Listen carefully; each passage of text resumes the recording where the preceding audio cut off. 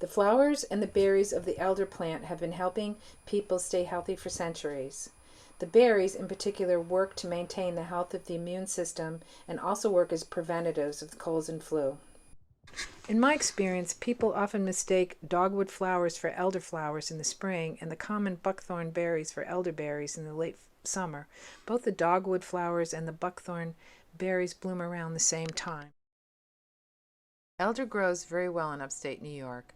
The bushes flourish in a neighboring farm country south of here. They grow wild in the fields and along the edges of the woods. Where I live, it's colder and the plants do well for a couple of years, then will die back and regrow. Make sure you plant the medicinal species. Elder plants need water. When I transplanted the elder bushes from my sandy soil garden into my other garden, which has clay soil, the plants took off and are really happy. Our neighborhood school planted elder bushes in a bioretention basement out in the front of the school to help deal with the flooding that occurs in that area. We use the flowers and the berries from the elder plant. You collect the flowers in the spring and the berries in the late summer, early fall. I preserve both the flowers and the berries by drying. I pick and dry the flower heads in the spring. I dry a lot of elderberries for the coming year. The berries take a long time to dehydrate, longer than, say, leaves or flowers, so patience is required. You can also freeze the fresh berries by placing them on trays in the freezer and then transferring the frozen berries into bags for later use. I make a decoction with the dried elderberries. That's the preparation you use with dry berries and roots. My favorite way to use elderberries is to make an elderberry syrup. It's simple to make. Just reduce the liquid in half from the decoction, add honey, and you're good to go. Check out the elderberry syrup recipe on my YouTube channel. It is delicious and kids really like it. If you use frozen or fresh berries, you use a lot more berries for your preparation.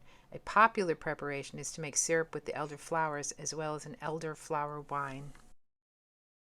I use the dried elder flower in my recipe for the flu.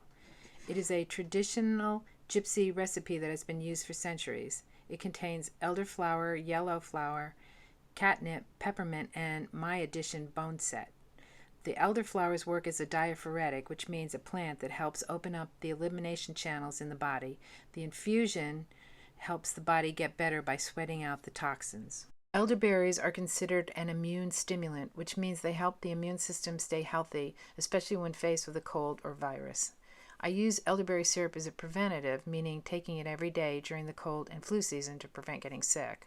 It's also the first herbal recipe I make up for my grandkids when they're coming down with something. It helps the body deal with the symptoms of a cold or the flu.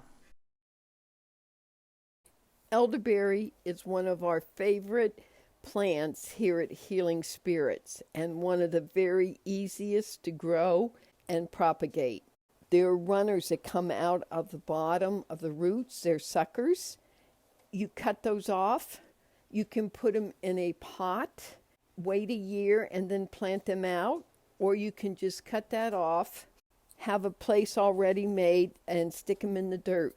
They're heavy feeders, which means they like a lot of compost. And in the fall, we always top dress with dried horse manure. Let them go for 2 years. Let them just grow wildly.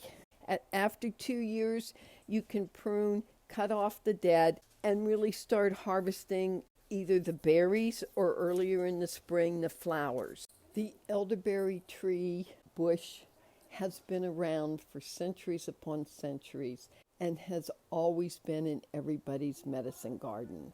In old Europe, France, Ireland, all of those places, you would always have an elder tree in your yard. It gave you so much medicine. The flowers I like to use for babies and older people. They're very gentle and powerful. They can break a fever. The berries, of course, are antiviral. They're just beautiful to look at. They make great jellies, pies. Elderberry syrup is fabulous. It spreads easily, so you're always going to have more and more elderberry bushes for your own use or to share.